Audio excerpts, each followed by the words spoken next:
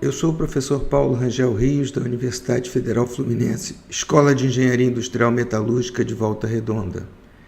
Esse vídeo faz parte da série Transformações de Fase e nele eu descrevo o que eu chamo de equações genéricas para descrever a cinética da transformação. Eu vou tratar então dos seguintes tópicos: curva cinética, ajuste de curva, cinética de primeira ordem, cinética de segunda ordem, cinética autocatalítica, equação de Austin-Rickett, equação de Avram, e vou tirar algumas conclusões. São todas equações que eu chamo de equações genéricas, quer dizer, elas não têm propriamente uma base física, não são modelos físicos, nem mesmo são da classe que eu costumo denominar cinética formal, que são aquelas equações que nós vamos examinar com mais detalhe nos próximos vídeos, nas quais a gente obtém, especificando uma taxa de nucleação e uma velocidade de crescimento, e usando a localização dos núcleos, a forma e obter a forma das regiões que crescem, para finalmente obter uma equação que eu chamo de cinética formal. Então, a interpretação dessas equações pode nos dizer alguma coisa sobre o que está acontecendo. Nesse caso, não. São equações que descrevem a cinética, que nós já vamos ver, mas não necessariamente têm uma base física. Elas são mais equações que são, vamos dizer, consagradas pelo uso, que já vem há muitos anos sendo usadas em diversas situações bastante complexas e com bons resultados. Então é importante a pessoa em transformação de fase conhecer essas equações, que pode precisar delas algum dia. Só para uniformizar a discussão, eu vou definir o que eu entendo como curva cinética. Nós estamos dirigindo nossa discussão principalmente ao estado sólido, né? Então, eu vou definir curva cinética dentro desse contexto. Em geral, a gente tem uma coordenada que é o tempo, e a gente tem algum indicativo do progresso da transformação. Eu estou indo até 1 aqui, mas nem todas as reações vão para 100%. Então, eu diria que esse 1 aqui representa 100% da reação. Quer dizer, se a reação termina por razões termodinâmicas em 60%, esse 60% vai corresponder ao meu 1 nessa escala, por exemplo. Então, esse progresso da transformação pode ser, no caso, por exemplo, de uma reação de nucleação e crescimento, como formação da ferrita a partir da austenita, esse progresso pode ser indicado pela fração volumétrica da fase que está se formando, por exemplo, fração volumétrica de ferrita, ou na recristalização, fração volumétrica recristalizada. Mas pode ser também um indicador, por exemplo, quando a gente tem lacunas, a gente tem uma concentração inicial de lacunas, e ao longo do tempo essa concentração vai diminuindo. Então esse indicador agora não é mais propriamente uma fração volumétrica, mas é uma fração numérica, o número de lacunas no momento dividido pelo número de lacunas, quer dizer, o número de lacunas num determinado instante de tempo, dividido pelo número inicial de lacunas que eu tinha. Eu represento essa curva como sigmoidal porque em muitas reações do estado sólido ela vai ser realmente sigmoidal. Nem todas, nós vamos ver alguns exemplos em que ela não é sigmoidal, mas em muitas reações de transformação de fase propriamente dita, essa curva é sigmoidal.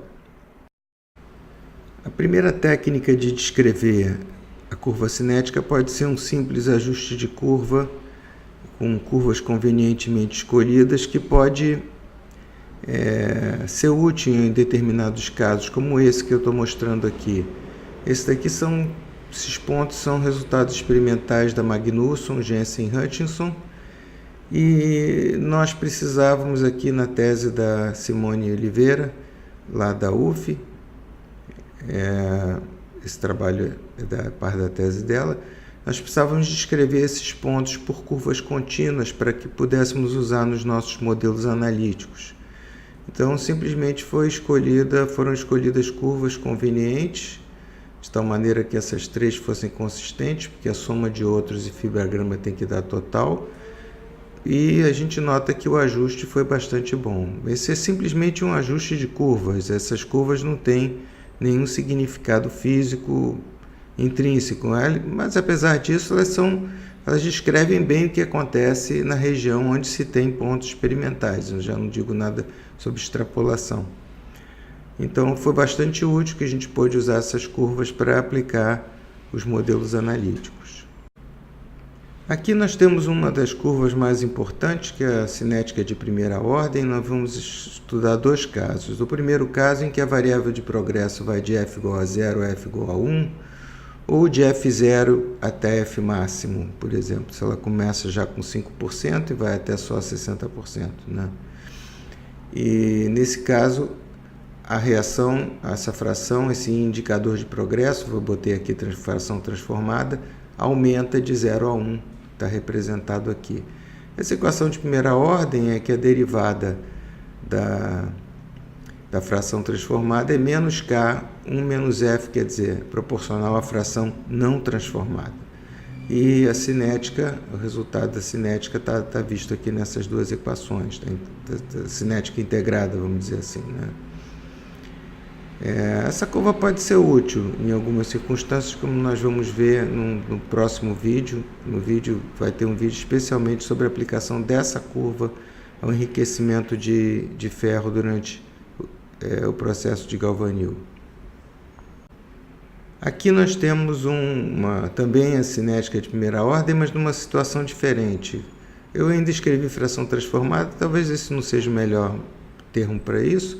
É a situação em que nós temos uma concentração inicial que decai com o tempo. Por exemplo, um dos casos mais famosos de descrição de cinética de primeira ordem é o decaimento radioativo, que é descrito pela cinética de primeira ordem.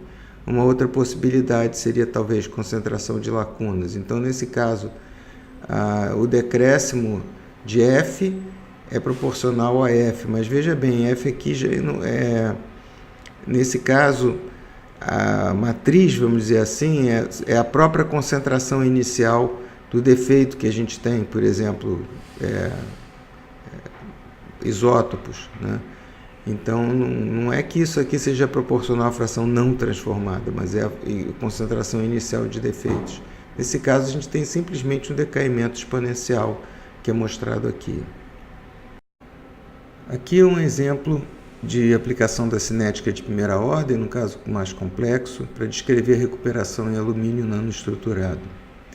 P seria a energia armazenada, então nós caímos no segundo caso, desculpe, que foi mostrado no slide anterior, em que o decréscimo da energia armazenada é proporcional à própria energia armazenada, vezes uma constante. Nesse caso, não é possível descrever um fenômeno como esse apenas com a cinética de primeira ordem, então foi necessário fazer uma modificação, introduzindo energia armazenada no exponencial. Uma outra coisa que para medir energia armazenada é muito difícil, mas é possível ter uma ideia de como ela varia relacionando com a dureza. Fm é o decréscimo da dureza nas regiões apenas recuperadas, quer dizer, nós não queremos estudar o decréscimo da dureza durante a recristalização, que é outro fenômeno. Então, essa dureza foi medida nas regiões apenas recuperadas. Então, P seria energia armazenada. Substituindo aqui, nós ficamos em função de Fm ao quadrado. Então, nós temos o modelo e os resultados experimentais aqui. Então, a gente vê que a concordância é bastante razoável. É um modelo bastante simples e muito difícil de justificar na minha maneira de ver, porque a recuperação é um fenômeno bem complexo. Ela pode envolver decréscimo de lacunas, como é bem sabido, ela pode envolver, especialmente em alumínio, uma reorganização das discordâncias, né, para minimizar o estresse em subgrãos ou células, enfim. É um fenômeno que não é trivial. E a gente vê que foi razoavelmente bem modelado com uma equação de primeira ordem, com uma pequena modificação, de fato. Aqui nós temos um exemplo de cinética de segunda ordem, um decréscimo na concentração de defeitos. São defeitos complexos de VO, né, de lacunas associadas ao oxigênio em silício. Então vacancy oxygen, defeitos associados Quem quiser mais detalhes, eu dei a referência aqui da Physical Review, um tal de Pellegrino e colaboradores, e ele mostra justamente o decréscimo, né, o inverso, no caso do decréscimo da concentração com o tempo. E aqui a cinética de segunda ordem, em que a concentração de defeitos é proporcional, o decréscimo na concentração de defeitos é proporcional à própria concentração de defeitos. A forma integrada, que vai ter essa forma, aqui embaixo é a concentração instantânea de defeito, então é a razão da concentração inicial para a concentração instantânea, vai dar uma linha reta. Quando isso daqui é plotado, a gente nota que, de fato, especialmente em temperaturas mais baixas, aqui 300 graus, esse decréscimo segue uma cinética de segunda ordem. À medida que a temperatura vai aumentando, a gente nota um desvio. 370 ela só segue a cinética de primeira ordem no instante inicial, né? Tá a mesma coisa aqui em 350.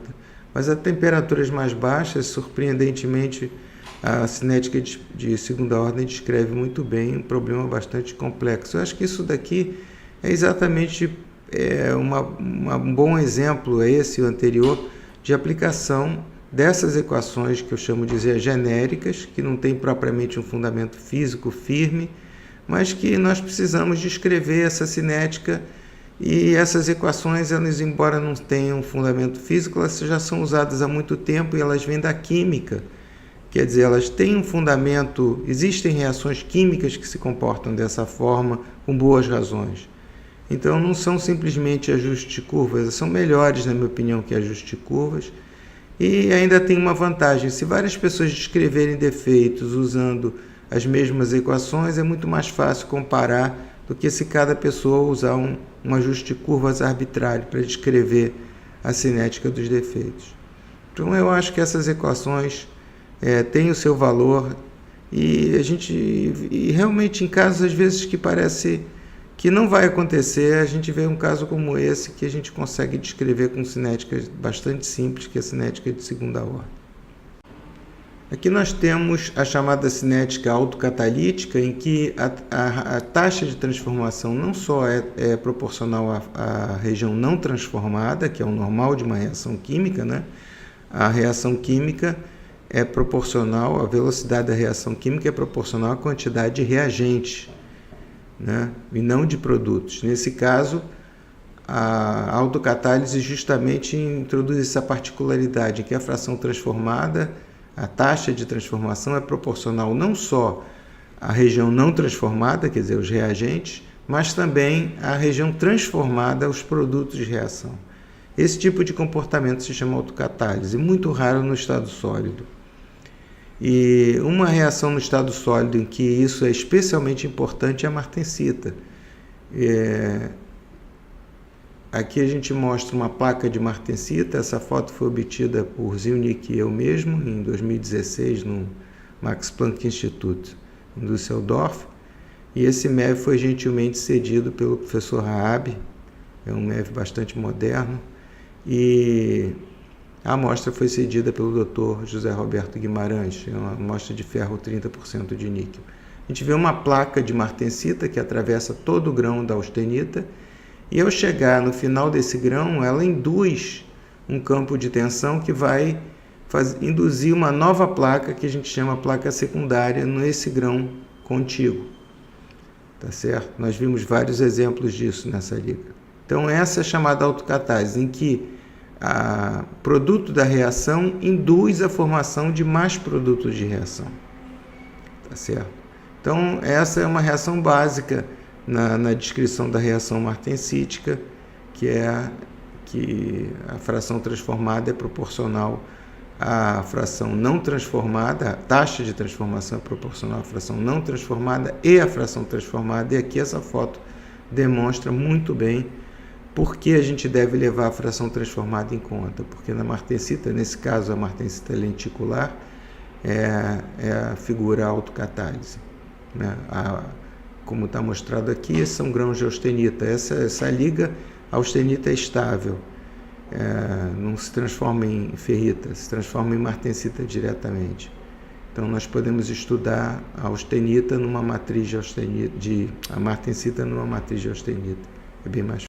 Finalmente, nós temos uma equação bem antiga, a equação de Austin-Rickett, proposta por Austin-Rickett em 1938. 1938 foi mais ou menos a época em que se estava propondo a equação de Johnson-Mel, Avram e Kolmogorov, que nós vamos tratar em outros vídeos.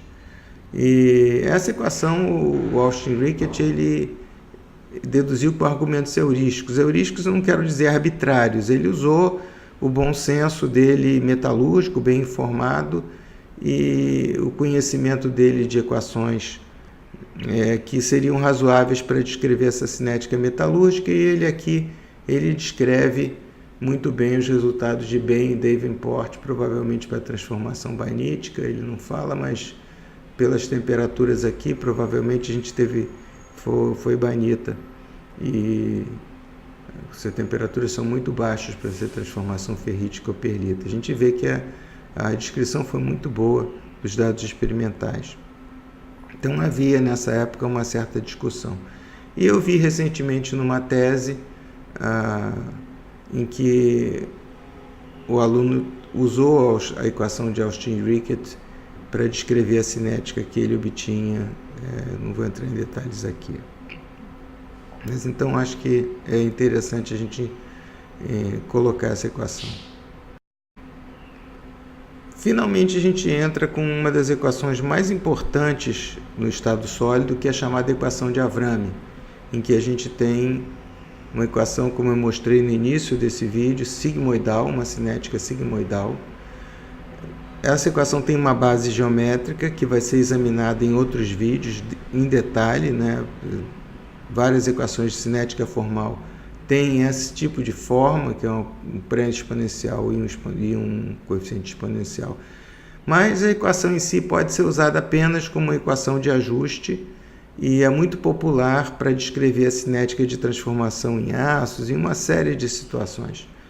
Nessa aqui nós escolhemos um excelente trabalho do professor Rodrigo Magna Bosco, publicado na Materials Research, sobre a percentagem volumétrica da formação da fase sigma em num aço superduplex.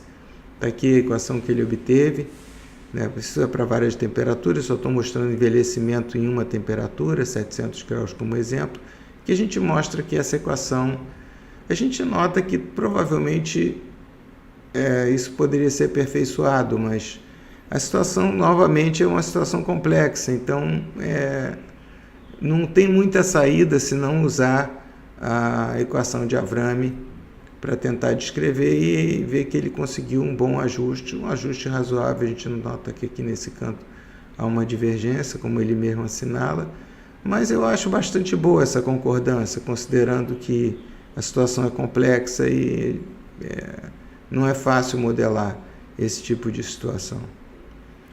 Tá certo? Então, eu gostaria de tirar algumas conclusões, que as equações apresentadas são opções que se dispõem, especialmente se a gente tem um caso muito complexo para modelar. Em vez de usar simplesmente um ajuste de curva, a gente pode tentar alguma dessas equações que tem uma certa base química e que são usadas para descrever uma série de fenômenos. Então, são equações que não são equações resultantes de modelos, nem resultantes de uma prescrição de nucleação e crescimento, mas são equações que podem nos ajudar a descrever essas situações em que a gente não tem muita opção. Então, elas têm se mostrado úteis há muito tempo, recuperação, aniquilação de defeitos, a própria martensita, aquela equação autocatalítica, e transformação de fases em geral, como a gente viu a equação de Austin-Rickett e a equação de Avram, os exemplos que a gente viu. Claro que nem sempre é fácil atribuir um sentido físico ao resultado, né, à fórmula obtida, infelizmente, porque ela já não tinha um sentido físico bem definido para começar. Mas às vezes é possível interpretar de alguma forma, e especialmente comparar com resultados obtidos por outros pesquisadores que usaram a mesma equação para descrever o fenômeno. Nós podemos usar essas equações para extrair energia de ativação, que é um parâmetro importante para a reação. E em outro vídeo, o vídeo seguinte a esse, mostrada a aplicação da equação de primeira ordem para descrever o enriquecimento de ferro no revestimento galvanil. E só para terminar, eu queria então agradecer aos que vêm assistindo o vídeo e dizer que a esse vídeo vai se seguir um outro vídeo, um vídeo relativamente curto, com o exemplo da aplicação da cinética de primeira ordem e enriquecimento de ferro. Eu acho que pode ser de interesse de quem assistiu esse vídeo assistir o próximo vídeo também.